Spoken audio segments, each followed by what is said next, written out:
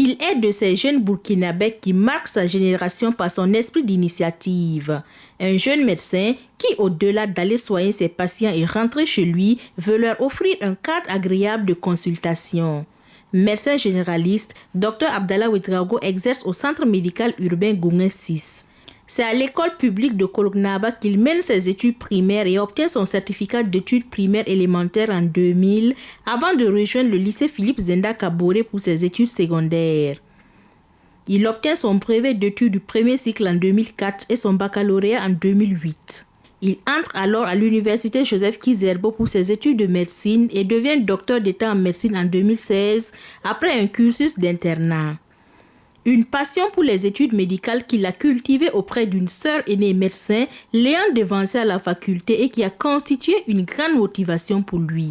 Dans ce parcours de jeune médecin, Dr Abdallah Ouedraogo a fait la fonction d'interne au CEMA de Pissy avant la soutenance, puis a exercé en qualité de médecin à l'hôpital Paul VI et à l'hôpital Chifra avant d'être intégré dans la fonction publique en 2017 et affecté au CEMA de Gorom Gorom.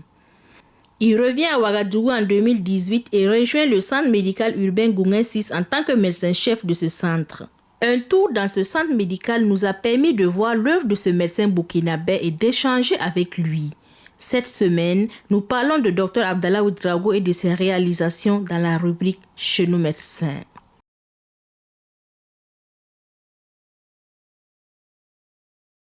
Disons que quand on nous a dit que nous sommes affectés au centre médical de Gounguen, nous avons d'abord pensé que c'est au centre médical de Gounguen 7, vers la gare TSR. Et nous sommes allés là-bas comme la plupart de certaines personnes. Et on a dit que ce n'est pas là-bas qu'il y a un centre médical qui est de l'autre côté, à Gounguen 6. Et quand on est arrivé, vraiment, on n'était pas content de ce que nous sommes venus trouver. On espérait trouver quelque chose d'assez agréable à voir, d'assez joli, d'assez fourni en service. Mais malheureusement, quand on est venu, ce n'est pas ce que nous avons trouvé. Donc, disons qu'on avait le choix, soit de faire notre temps aussi et puis être affecté ailleurs, dans un endroit où il y a de meilleures conditions, ou bien de transformer l'endroit que nous sommes venus trouver là en ce que nous rêvions. Donc, on a mis en place ce projet-là qui consistait à d'abord normaliser le centre, parce que le centre médical doit avoir un laboratoire, ce qu'on n'avait pas par exemple, et doit avoir certains petits services spécialistes, ce qu'on n'avait pas aussi. Donc, c'était de le normaliser d'abord avec un laboratoire, et maintenant le moderniser maintenant pour qu'il puisse être un centre de référence, on va dire comme ça, pour qu'il puisse, comme je dis souvent, avoir le même confort qu'une clinique privée, mais avec des prix sociaux comme un centre public. Donc voici à peu près ce qui nous a motivé à commencer ce projet-là.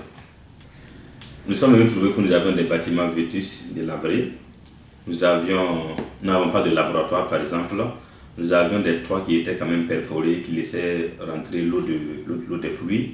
Nous sommes venus trouver un centre où il n'y avait pas de toilettes praticables. Nous sommes venus trouver un centre où il n'y avait même pas de parking, où les gens garaient les motos à l'intérieur, les motos comme véhicules. Nous sommes venus trouver un centre où la salubrité n'était pas ça.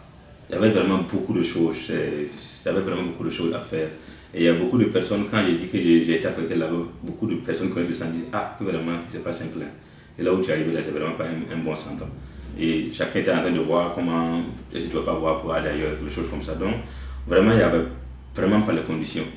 Aussi bien en termes de service et en termes aussi de confort, de salubrité, il n'y avait vraiment pas de bonnes conditions de travail. Donc, nous avons essayé de mettre dans notre projet qu'on doit régler tous ces soucis-là, histoire de parking, question de salubrité, question de laboratoire, question d'étanchéité des toits, question de services disponibles. On a vraiment mis en place un projet qui couvre beaucoup de choses pour vraiment régler ce problème-là.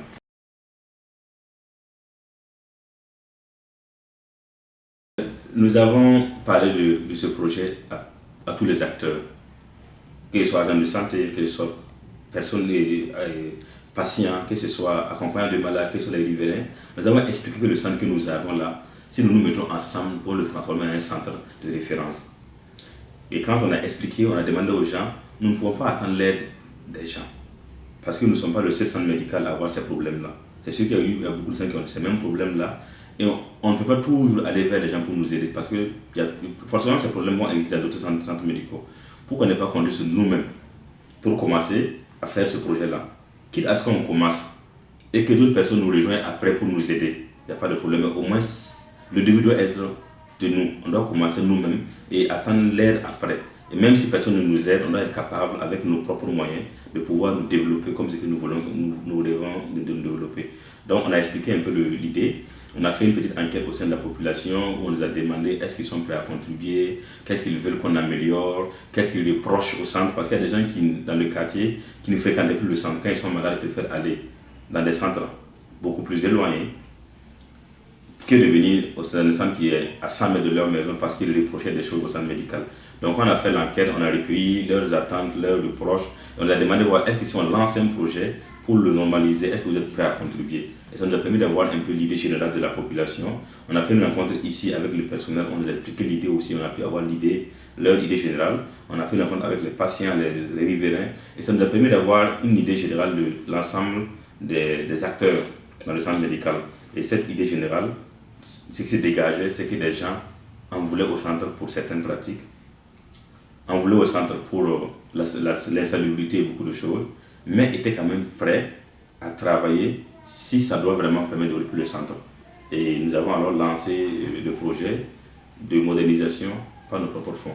Et des gens ont contribué, comme le personnel a contribué, des patients ont contribué, des riverains ont contribué. En tout cas, les gens se sont mobilisés autour du projet et on a pu faire ce qu'on a fait actuellement. Nous avons dépassé les objectifs parce que nous avons voulu faire, nous l'avons fait à 100% et nous avons même fait d'autres choses qui n'étaient pas prévues dans le projet initial, mais que nous avons vu par la suite que c'était bien de le faire. Donc, on peut dire même qu'on a fait notre projet à peut-être à hauteur de 200%, je dirais.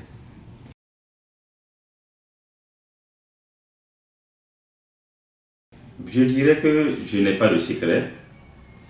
La seule chose, c'est que j'ai envie d'avoir de bonnes conditions de travail.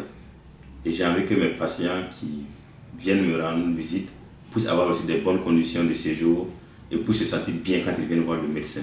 Donc c'est ça qui nous motive seulement. C'est ça qui nous motive vraiment à faire ce travail-là. Sinon, il n'y a pas de secret. C'est l'envie d'être dans de bonnes conditions de travail et aussi l'envie que ça vienne de nous-mêmes. Parce que souvent, quand quelque chose t'est donné, c'est bien, mais ça n'a pas la même valeur quand tu te bats pour avoir la chose. Donc voici à peu près ce qui vraiment nous... Bon, peut-être notre secret, si on peut dire comme ça.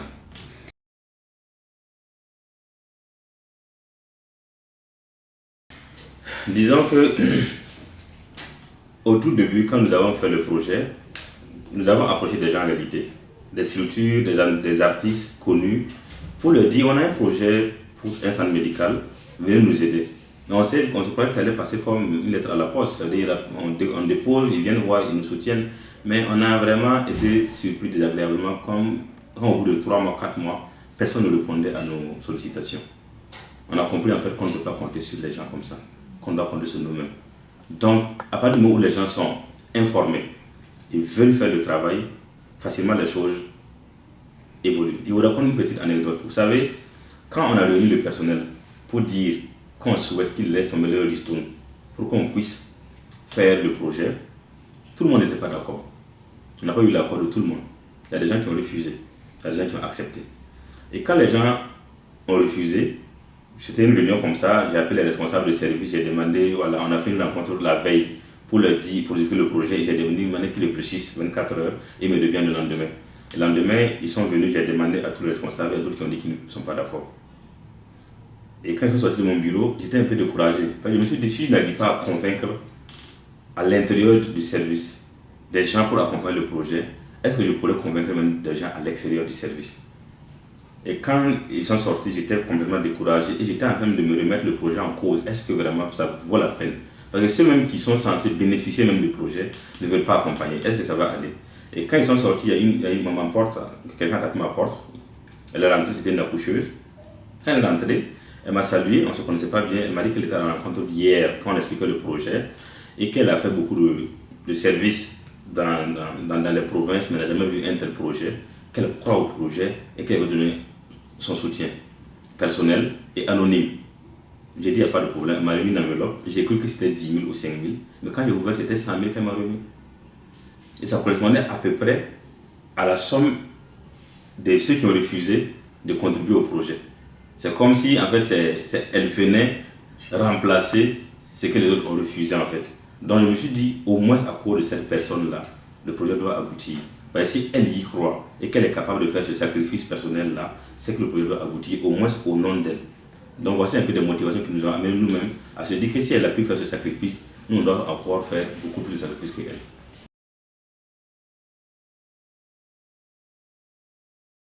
Notre stratégie, c'est la communication.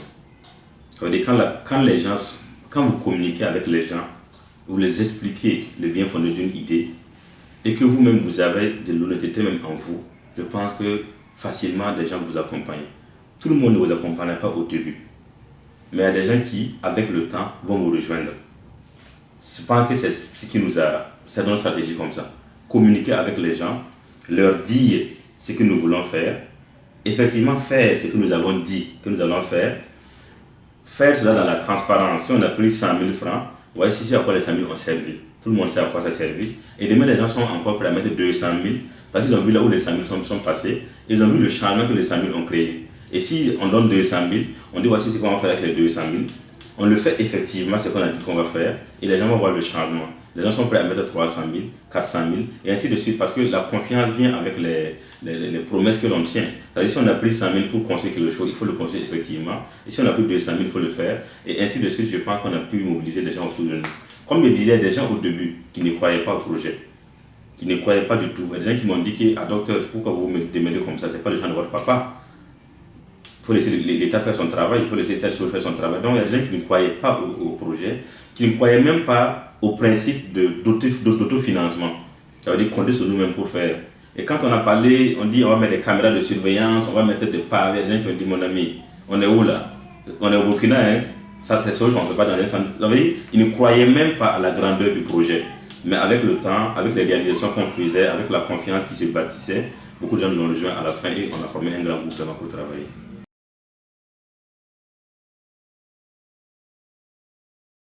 Oui, beaucoup de choses. Parce que nous, les demandes qu'on a déposées, c'est vrai qu'on avait commencé nous-mêmes à nous financer nous-mêmes, mais on continuait quand même d'insister un peu. Et quand on arrivait à construire quelque chose, moi si je partais avec des photos d'avant et après, je partais voir les mêmes structures. C'est nous, on avait déposé la demande chez vous là, pour nous soutenir. On a pu commencer avec nous-mêmes, nous ristourner, on voit ce qu'on a fait. On a construit un laboratoire, il laisse les portes, il laisse le sol. Et quand on arrive à peut-être à arranger des toits, on ne peut pas tant encore avec les photos, on dit voici que les toits avaient été perforés, voici les toits qu'on a réparés grâce à l'apport des commerçants. Chaque fois qu'on partait voir les structures, on partait avec des preuves de comment le projet évoluait. Et finalement, il y a d'autres qui nous ont accompagnés. Beaucoup ont vu à la fin qu'effectivement le projet est sérieux, ils y croient. Beaucoup avaient dit qu'ils ont reçu beaucoup de projets comme ça, mais il s'avérait que c'est des gens qui étaient intéressés juste par l'argent, prendre et puis ne pas faire.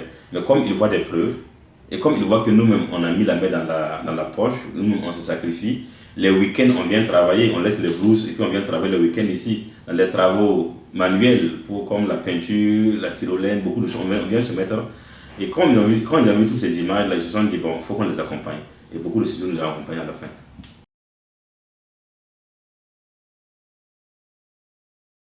Très satisfait. Mais nous pensons qu'il y a toujours quelque chose à faire. Et voilà, sinon nous sommes satisfaits à 100%, parce que si le projet on l'a fait à 200%, avec des choses même qu'on n'espérait pas au début et qui finalement se sont réalisées, donc nous sommes vraiment satisfaits. Vous allez voir qu'on a refait la peinture et la tournée de tous les bâtiments. Vous allez voir qu'on a construit un rond-point avec un jet d'eau. Vous allez voir qu'on a une centrale solaire qui fait que même s'il y a des lestages aujourd'hui dans les services, les services continuent à fonctionner. Vous allez voir que la cour est éclairée par des lampadaires solaires, même quand il y a des lestages, il n'y a pas de problème. Vous allez voir qu'on a construit un laboratoire qui fait presque tous les examens, qui non seulement est ouvert le matin, mais est ouvert aussi la nuit et même le week-end. Ça veut dire qu'à tout moment, le laboratoire est ouvert. Vous allez voir qu'on a une salle de réunion de 30 places, où nous faisons nos réunions maintenant. Vous allez voir qu'on a une salle de consultation spécialisée, où on a des gynécologues qui viennent, on a un cardiologue qui vient, on fait des échographies cardiaques, des ECG. Vous allez voir qu'on a un parking pour le personnel, on a un parking pour les accompagnants. Vous allez voir qu'on a un aire de stationnement pour les véhicules que nous avons pu créer. Vous allez voir qu'on a un jardin où nous avons implanté le drapeau national où nous procédons à la montée des couleurs à certains événements. Vous allez voir que la cour est pavée. Vous allez voir qu'il y a beaucoup de jardins que nous avons quand même pu faire. Les salles d'attente comportent aussi bien des ventilos et aussi des télévisions qui font passer des messages de sensibilisation. Vous allez voir qu'on a maintenant des salles de catégorie que nous avons ici. Nous avons quoi d'autre? Nous avons Oui, je pense que nous avons des toilettes fonctionnelles, aussi bien pour les hommes à part que pour les femmes à part. Nous avons un air de sport où nous pratiquons le sport chaque jeudi soir avec nos patients et puis avec le personnel. Je pense que nous avons des bancs de soupirs où les gens peuvent se reposer, les accompagnants peuvent se reposer sans problème quand les patients sont à l'intérieur. Nous avons fait beaucoup de choses.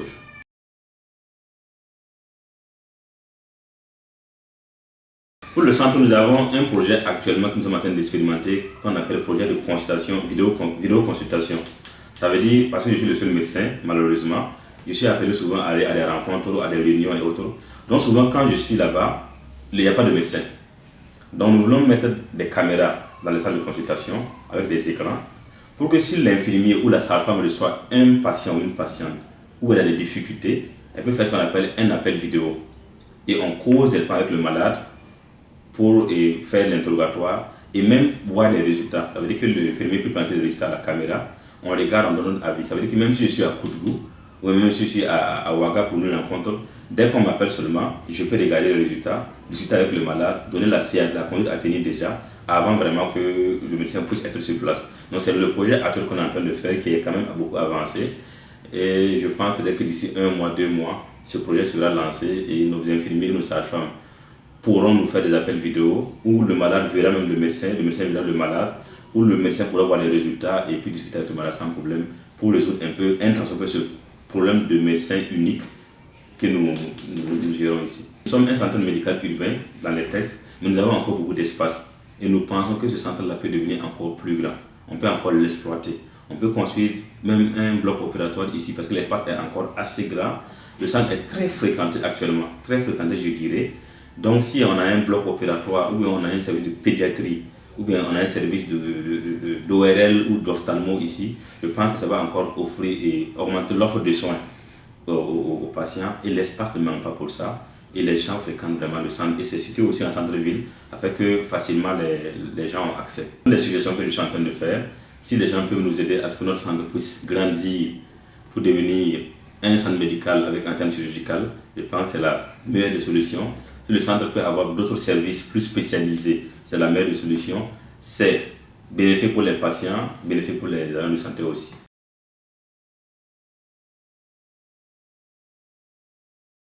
C'est un prix de jeunesse qui bouge à cause du changement, où on demandait à des jeunes de 25 à 35 ans de faire des vidéos sur des activités qu'ils ont eu à faire, activités innovantes ou bien dans le cadre de développement. Donc nous avons jugé que le projet que nous avons fait était quand même une activité innovante et nous avons pris une partie parce que la vidéo ne peut pas dépasser 5 minutes. Alors que notre projet, si on doit en faire un film, ça vaut quand même 1 heure de temps pendant 2 ans. Nous avons pris juste une partie qui concernait le laboratoire que nous avons construit. Nous avons participé à ce projet-là. Il faut dire qu'on avait l'embarras du choix. On était en train de voir est-ce qu'on va prendre la partie du laboratoire, la partie du recyclage, il y avait tellement de parties, mais on a finalement pris la partie du laboratoire que nous avons participé à la compétition et nous sommes sortis lauréats. Nous sommes satisfaits, nous sommes contents parce que ça a été une tribune pour nous de pouvoir partager notre expérience avec d'autres personnes. Ça a été une tribune pour nous de pouvoir mettre en exergue le travail d'équipe que nos agents de santé, nos riverains, nos patients ont fait pour que ce projet puisse aboutir, leur mettre eux à la lumière. Et troisièmement, ça nous montre que le travail que nous avons fait est un bon travail. Et quand on vous donne un prix pour le travail que vous avez fait, ça veut dire que c'est un bon travail et vous êtes forcément satisfait de cela. Et nous avons reçu une attestation de reconnaissance de la part de la population de Gourmet qui a organisé une journée de remerciement pour le personnel où ils ont organisé un cross populaire, ils ont organisé un match de Maracana, ils ont organisé une compétition de pétanque, ils ont organisé une visite du centre médical et c'était la meilleure récompense pour nous, c'était le meilleur prix pour nous jusqu'à présent. Que la population pour laquelle nous travaillons se disent reconnaissants, disent qu'on a fait un bon travail, organisent toute une journée où ils sont mobilisés pour nous remercier, nous et notre personnel, nous donner des attestations, c'était vraiment le meilleur prix que nous avons reçu jusqu'à présent.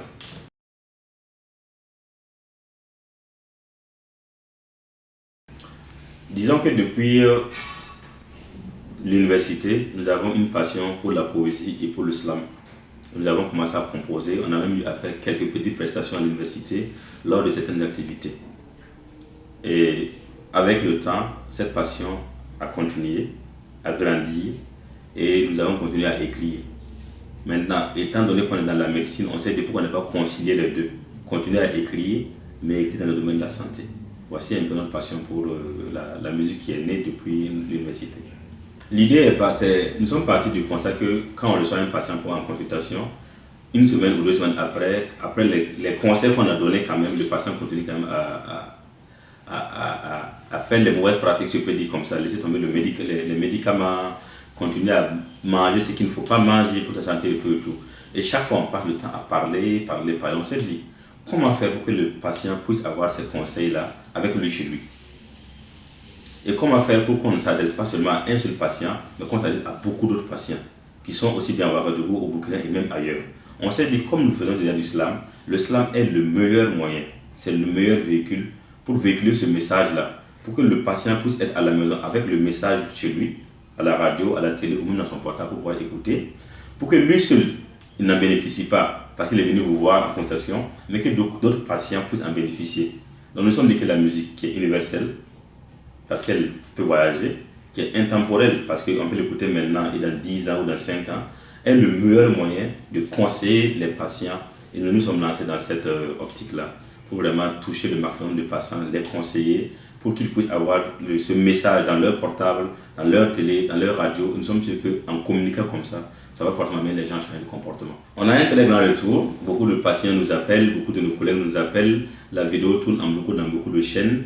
Nous sommes même invités à organiser une conférence qu'on a organisée pour des personnes âgées où on nous a demandé de venir animer la conférence pour conseiller les gens par rapport à leur alimentation, leur prise de médicaments. Donc nous avons beaucoup de retours actuellement, nous sommes beaucoup sollicités pour des émissions par-ci par-là à cause de ce projet-là. Donc nous pensons que nous avons des bons retours.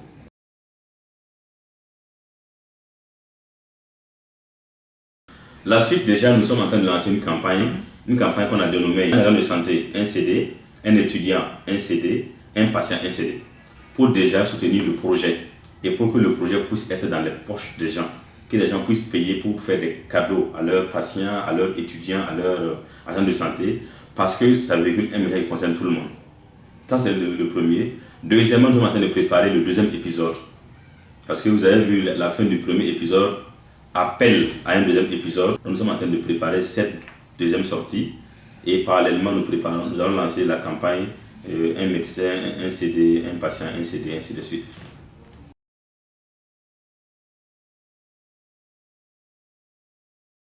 Oui, j'ai d'autres loisirs. Par exemple, moi j'aime la lecture parce qu'elle me permet aussi de me cultiver et surtout de savoir comment écrire mes textes de slam. Moi j'aime aussi faire le sport, je fais le judo et parallèlement je fais de l'aérobic avec mes patients ici chaque jeudi soir. Donc voici un peu les loisirs que nous avons ici.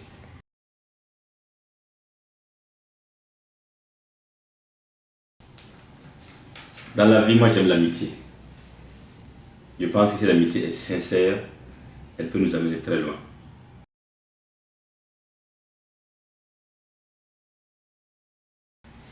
L'hypocrisie et les fausses promesses.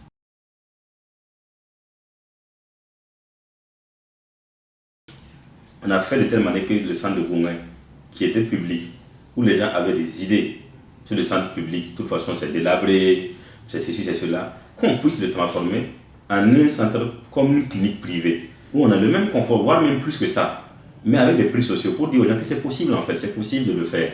Et si on l'a pu faire pour un centre de santé, on peut le faire pour une école, on peut le faire pour un commissariat, on peut le faire pour une gendarmerie, on peut le faire pour tout un quartier même. Et ça doit vraiment venir de nous. Et si dans la tête des gens, les gens se rendent compte que c'est possible, on voit que si tout le monde s'y met, le pays sera ce que nous voulons qu'il soit. Nous aurons un pays avec des centres de santé au niveau, des établissements au niveau, des commissariats au niveau, et je suis sûr que les choses vont aller. Donc on peut dire que c'est de là qu'est parti notre déclic. Comment transformer ce que nous avons ici pour avoir les mêmes conditions que les autres personnes. Nous allons avoir des écoles publiques qui vont être comme des écoles comme Saint-Exupéry, mais avec des prix sociaux, si les gens travaillent. Nous pouvons avoir des centres de santé publics qui peuvent avoir les mêmes conditions que des grandes cliniques privées, mais avec des prix sociaux, si les gens travaillent.